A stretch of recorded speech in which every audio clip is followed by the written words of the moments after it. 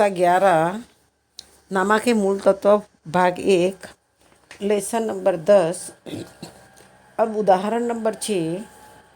रुचा की रोकड़ बही के अनुसार 28/2/2015 के रोज की बैंक शेष 10,000 थी, जो पासबुक के अनुसार के बैंक शेष के साथ मिलान नहीं करती थी। निम्नलिखित माहिती से रुचा का बैंक समाधान विवरण तैयार कीजिए। अब पहला व्यवहार है, पहले अपने क्या करेंगे, व्यवहार के अंदर पहले अपने कोष्टक तैयार करेंगे बैंक समाधान विवरण का।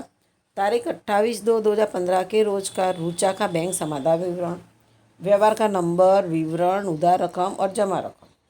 अपने यहाँ पे पहले दिया है रोकड़ बही के अनुसार कि बैंक बाकी कितनी दी है तुमको, 10,000। तो क्या लिखेंगे, पहले रोकड़ बही के अनुसार बैंक शेष 10,000। अब पहला व्यवहार लिखा है तुमको 10,000 का ₹10,000 के चेक बैंक में भरे, जिसमें से ₹4,000 के चेक 28/2/2015 तक बैंक में जमा हुए। तो अपने बैंक में जमा हुआ, जितना चेक बैंक में जमा हुआ वो तो जमा हो गया, पर कितना जमा नहीं हुआ है, तो बैंक में भरा परंतु जमा नहीं हुआ चेक कितना आएगा, 10,000 में से 4,000 माइनस कर देंगे तो कितना मिलेगा, 6,000, जो अपने जमा में लिखेंगे। फिर 2 नंबर का व्यवहार है कि ₹4,000 का एक चेक लिखा, जो रोकड़ बही में लिख दिया परंतु लेनदार को देना ही रह गए। लिखे और रोकड़ बही में लिखा परंतु देना रह गया, लेनदार को देना रह गया चेक कितना है, 4,000। तो अपने क्या कर देंगे, उधार कर देंगे। 3 नंबर का ₹12,000 बैंक ने बीमा प्रीमियम की चुकाए, जिसका लेखा रोकड़ बही में नहीं किया गया है। तो अपने क्या कर दो, रोकड़ बही में बैंक नहीं चुकाया बीमा प्रीमियम, रोकड़ बही में नहीं लिखा है, तो 12,000 जमा कर देने का। फिर एक ग्राहक ने रुचा के बैंक खाते में ₹20,000 सीधे जमा कराए, जिसकी जानकारी रुचा को 1/3/2015 के रोज मिली थी। यानी अपने जब बैंक समाधान विवरण तैयार किया तब वो माहिती मिली नहीं थी। जो 10,000 बैंक में ग्राहक ने सीधे बैंक में भरी रकम, तो अपने क्या कर देंगे, 20,000 उधार कर देंगे। 6,000 का चेक 27/2/2015 के रोज बैंक में भरा, वह स्वीकृत है, जिसकी जानकारी रुचा को 3/3/2015 के रोज मिली थी। तब बैंक में भरा परंतु अस्वीकृत चेक, अस्वीकृत का लेखा रोकड़ बही में नहीं किया था अपने, तो अपने रोकड़ बही क्या कर देंगे, माइनस कर, मतलब जमा में लिख देंगे 6,000 अब 7 तारीख का व्यवहार है कि ₹8,000 के चेक लिखे, जिसमें से 2,000 के चेक 1/3/2015 के रोज बैंक में प्रस्तुत किए गए। अब बैंक में प्रस्तुत किए गए, लिखे परंतु प्रस्तुत नहीं हुआ चेक कितना, कि अपने लिखे परंतु प्रस्तुत नहीं हुआ चेक 2,000 है, कि जो 2,000 का चेक अपने 1/3 को हुआ था, अपने यहाँ पे 28/2 के रोज का तैयार करते हैं, इसलिए लिखे परंतु प्रस्तुत नहीं हुआ चेक जितना है 2,000 का, वही लिखेंगे। अब उसके बाद में ₹4,000 का चेक बैंक में भरा परंतु उसका लेखा रोकड़ बही में नहीं किया। यह चेक तारीख 28/2/2015 तक बैंक में वसूल नहीं किया था। तो अपने वसूल नहीं किया था, तो जो नंबर 8 नंबर का लेखा नहीं होगा, क्योंकि 28/2/2015 तक रोकड़ बही के पासबुक दोनों में नहीं एंट्री हुई है, इसलिए अपने को बैंक समाधान विवरण करते समय उसका लेखा करना नहीं है। अब 9 नंबर का व्यवहार है कि बैंक ने पासबुक में ₹200 बैंक ब्याज के जमा किए हैं और बैंक चार्ज के ₹100 उधार किए हैं। तो क्या कर दो, बैंक ने जमा किया, बैंक ब्याज रोकड़ में भी नहीं कहा, तो उसको उधार में 200 डालो, और बैंक ने उधार किया, बैंक चार्ज रोकड़ में भी नहीं लिखा, उसको 100 जमा में लिख दो। फिर 10 नंबर का व्यवहार के रोकड़ बही के आय पक्ष का योग भूल से 4,000 अधिक गिना गया है। तो रोकड़ बही के आय पक्ष का योग भूल से अधिक लगाया गया 4,000, तो जमा में फिर 11 नंबर का व्यवहार 5,000 की लेनी हुंडी। बैंक में भुनवाई जो 26/2/2015 के रोज अस्वीकृत हुई। बैंक ने नोटरी चार्ज 50 सहित पासबुक ने उधार किया, परंतु हुंडी अस्वीकृत का लेखा 28/2/2015 तक रोकड़ बही में नहीं किया था। तो बैंक में भुनवाई लेनी हुंडी अस्वीकृत हुई, जिसका लेखा रोकड़ बही में नहीं किया तो अपने रोकड़ बही में जमा कर देंगे कितना, 5,000, और जो नकरामनी चार्ज हुआ है वो 50, એટલે 5,050 जाएगा। फिर 12 नंबर का व्यवहार कि 1 मास बाद पकने वाली ₹3 लाख की देनी हुंडी बैंक द्वारा ₹100 के रिबेट से 28/2/2015 के रोज चुकाई, जिसका लेखा रोकड़ बही में नहीं किया है। यानी कि जो यहाँ पर रोकड़ बैंक द्वारा चुकाई लेनी हुंडी रोकड़ बही में नहीं लिखी है, कितनी है, ₹100 रिबेट यानी कम दिया है, यानी 3,000 से 100 माइनस कर दो એટલે 2,900 अपने रोकड़ बही में नहीं लिखा है तो अपने जमा कर देंगे। अब अपने जो टोटल करेंगे उधार का ज़्यादा है कि जमा का ज़्यादा वो देखेंगे। तो उधार का यहाँ ज़्यादा है 10,000, 4,000, 20,000, 100, 2,000 और 200। तो कुल मिला के टोटल कितना होता है 36,300। अब 36,300 होता है और उसमें जो बाकी रकम बचती है जमा के अंदर क्या करेंगे कि 6,000 plus 12,000 plus 6,000 plus 100 plus 4,000 plus 5,050 फिर 2,900। तो अपने पास में रकम आती है 36,050। उधार का कितना है 36,300, तो माइनस कर देंगे तो कितना आएगा 250। जो 250 जमा बाकी आई तो क्या मानने का, पासबुक के अनुसार बैंक शेष, उधार होती तो बैंक ओवरड्राफ्ट। अब अपने जो कुल टोटल का योग लिख देने का। अब अपने यहाँ पर उदाहरण नंबर 7 में क्या है कि निम्नलिखित माहिती पर से फैजल का जुलाई 2015 का बैंक समाधान विवरण तैयार करो।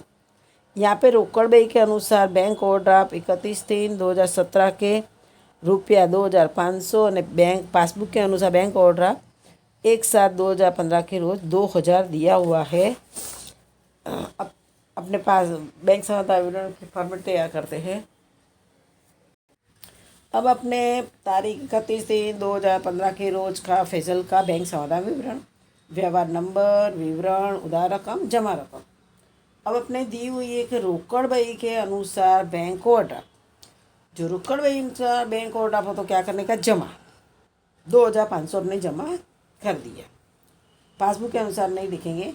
अब 2 नंबर का व्यवहार है, मतलब दो नंबर का है। अब उसमें क्या लिखा है, बैंक में भरे चेक और उनको पासबुक में जमा करने की माहिती लिखी है निम्नानुसार।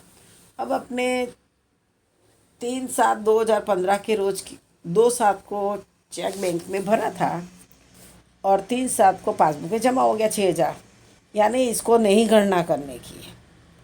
फिर ऐसा ही दूसरा 500 का चेक है जो 24 तारीख को अपने बैंक में भरा था और 26 को पासबुक में जमा होगा, यानी ये एंट्री हो गई।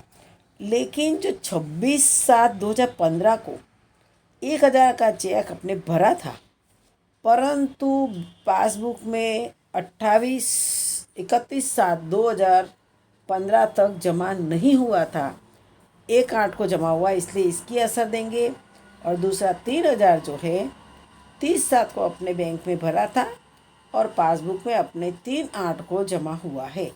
यानी कि अपने रकम में सवाल की गणना करें, हम क्या लिखेंगे, पहले तो बैंक में भरे परंतु जमा नहीं हुए चेक कितना था, 1,000 और 3,000 दोनों को प्लस कर दो तो कुल 4,000 हो जाएगा। तो अपने जमा कर दिया, 4,000 जमा में लिख दिया। इसी तरह से तीसरा व्यवहार जो है, लिखे और बैंक में प्रस्तुत हुए चेक की माहिती। लिखा था परंतु प्रस्तुत नहीं हुआ चेक कौन सा आएगा वो पता चलेगा। अब यहाँ देखो 25/7 को चेक लिखा था 400 का और बैंक ने प्रस्तुत तारीख 31/7, उसकी एंट्री करने की नहीं। अब दूसरा जो है 1,800, अपने चेक लिखने की तारीख 27/7, बैंक में प्रस्तुत करने की तारीख 2/8। अभी बैंक में 2/8 को अपने प्रस्तुत करते लिख के रखा था, पण बैंक में प्रस्तुत किया नहीं था, उसलिए 1800 की अपने एंट्री करनी पड़ेगी। दूसरा 12,000 जो है कि 28/7 को चेक लिखा था और उसी दिन उसको प्रस्तुत करने के लिए दे दिया था, इसलिए उसको लिखने का नहीं। अब जो 7,500 है वो 31/7/15 को चेक लिखा और बैंक के अंदर कब देते हैं? 1/8 को, यानी 2/8 और 1/8 की एंट्री लिखने की है। लिखे परंतु प्रस्तुत नहीं हुए चेक कितना? 1,800 और 7,500, फिर दोनों का जोड़ कर दो तो 9,300 आएगा जो उधार में करेंगे। अब चौथा व्यवहार है कि बैंक ने जमा किया ब्याज 300, रोकड़ में भूल से व्यय पक्ष में लिखा गया था। अब जो लिखा गया भूल से लिखा गया तो अपने क्या करना पड़ता है?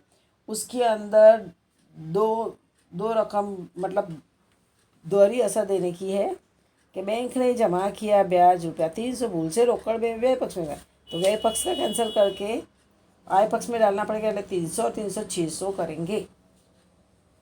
फिर फैजल की ओर से बैंक ने डिविडेंड ₹800 वसूल किया, जिसका लेखा रोकड़ में करना रह गया है, तो अपने बैंक ने वसूल किया डिविडेंड रोकड़ में नहीं लिखा, कितना 800 तो उधार कर दो। फिर 6 नंबर का व्यवहार है ओवरड्राफ्ट का ब्याज 100 बैंक ने पासबुक में लिखा, परंतु इस व्यवहार का लेखा रोकड़ में नहीं हुआ, तो अपने रोकड़ में जमा कर दो। बैंक ने उधार किया ओवरड्राफ्ट का ब्याज, रोकड़ में नहीं लिखा, तो अपने रोकड़ में 100 जमा के अंदर लिख दिया। 7 नंबर का व्यवहार है चेक द्वारा किए विक्रय के 1,200 बैंक ने फैजल के निजी बैंक खाते में लिखे, यानी कि बैंक ने धंधा के खाते से जमा नहीं किया, कितना है? 1,200 रुपया लिख देंगे जमा में। फिर 8 तारीख में क्या है? फैजल की विनती से बैंक ने उधार किए बैंक चार्जिस 120 वापस किए, जो पासबुक में जमा किए थे उसका लेखा रोकड़ में नहीं आया, तो अपने रोकड़ में उधार कर दो। बैंक ने जमा किया बैंक चार्ज रोकड़ में नहीं लिखा। फिर काटे चेक में सही करना भूल जाने से बैंक ने 3,000 का चेक फैजल को वापस किया। लिखा चेक बैंक ने वापस किया, कितना? 3,000, तो अपने उसको उधार कर देंगे। फिर बैंक में वसूली के लिए भेजी हुंडी 4,000 बैंक ने वसूल की, जिसका लेखा अपने रोकड़ बही में नहीं किया, तो बैंक ने वसूल की हुंडी जो रोकड़ बही में नहीं लिखी 4,000 तो उधार कर दो।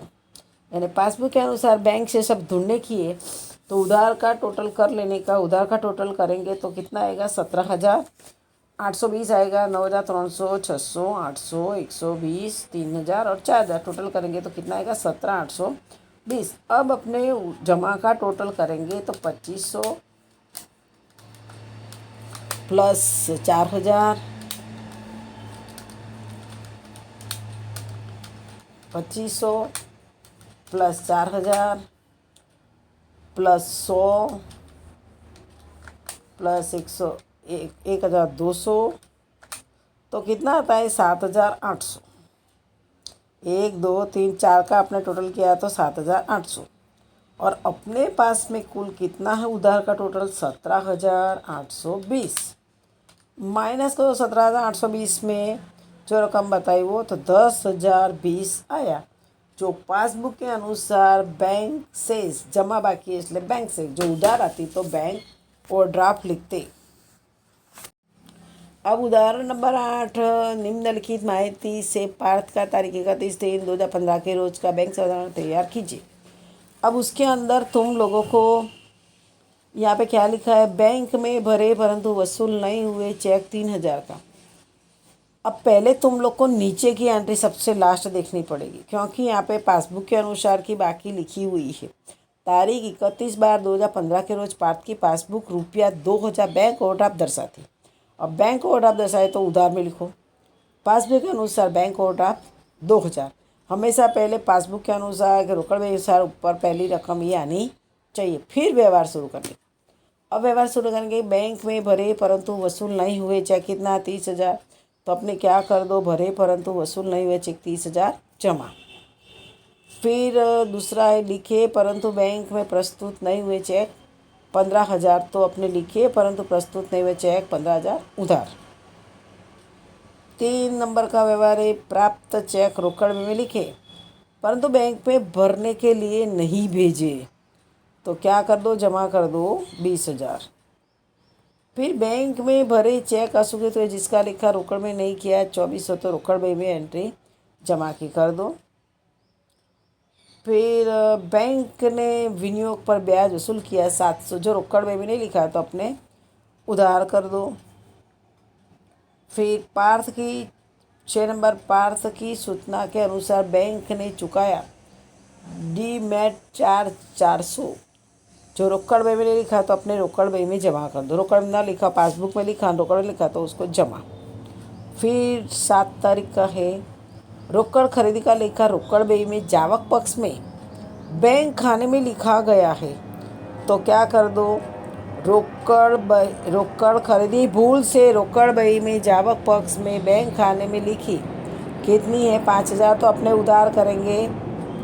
फिर लिखा परंतु लेनदार को देना रह गया चेक, लिखा परंतु लेनदार को नहीं दिया चेक कितना 7,000 का उधार।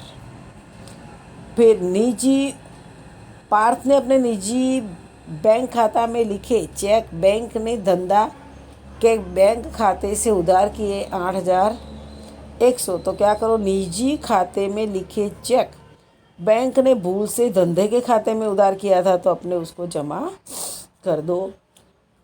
फिर रोकड़ बही के व्यय पक्ष का योग बैंक खाने का योग अधिक लगाया 900। तो उसको क्या करो, रोकड़ बही के व्यय पक्ष का योग अधिक लगाया तो उधार में 900 ही लिखने का, डबल करने का नहीं। 11 नंबर का है कि 2,700 का चेक लिखा चेक टेक्निकल कारणों से अस्वीकृत हुआ। चेक अस्वीकृत आप लेखा रोकड़ बही में नहीं किया तो अपने लिखा चेक टेक्निकल कारण से अस्वीकृत जिसका लेखा रोकड़ बही में नहीं किया वो 2,700 उधार करेंगे। और लास्ट है कि बैंक ने जमा किए ब्याज 500 उधार किया कमीशन 100 रोकड़ बही में नहीं लिखा। तो बैंक ने जमा किया ब्याज रोकड़ बही में नहीं लिखा तो उसको उधार कर दो। और बैंक ने उधार किया कमीशन रोकड़ में लिखा उसको जमा कर दो। अब यहाँ पे पासबुक के अनुसार कि ओवरड्राफ्ट है, अपने रकम ही देखने की है कि कौन सी रकम कौन से खाते की अधिक है, जमा की अधिक है कि उधार की। यहाँ पे जमा में अधिक है 30,000, 20,000, 50,000, फिर 2,400, 52,400, 52,400 के अंदर 400 जोड़ो तो 52,800, 52,800 के अंदर तुम 8,100 प्लस कर दो तो 60, 90 के अंदर 100 जोड़ो तो 61,000 आ जाएगा। अब 61,000 अपने पास में है तो अब क्या करो, तुम उधार का टोटल करो 2,000, 15,000, 700, 5,000, 7,000, 900, 2,700 और 500। अपने पास में ये टोटल आता है 33,800। तो अपने क्या करने का है, 61,000 में से ये 33 माइनस कर दोगे जो रकम तो 27,200 आ जाएगी। जो आई है तो रोकड़ बही के अनुसार बैंक शेष ऊपर पासबुक के तो नीचे रोकड़ बही जाएगी। और रोकड़ बही के अनुसार बैंक शेष उधार में आवे तो बैंक शेष नहीं, जमा में आवे तो बैंक ओवरड्राफ्ट। पासबुक के अनुसार बैंक ओवरड्राफ्ट उधार और शेष जमा विरुद्ध में जाता है। और जो नियम दिए उस हिसाब से करोगे तो इस चैप्टर की यहाँ पर समाप्ति हो जाती है। क्योंकि 9 नंबर का पॉइंट और 10 नंबर का पॉइंट अपने अभी कोर्स में इस साल के लिए नहीं है, इसलिए उसको मैंने हल कराया नहीं है। अब तुम लोगों को जो खाली एक उदाहरण नंबर 12 है वो तुमको करना है। जो बाकी का है वो कर लेना।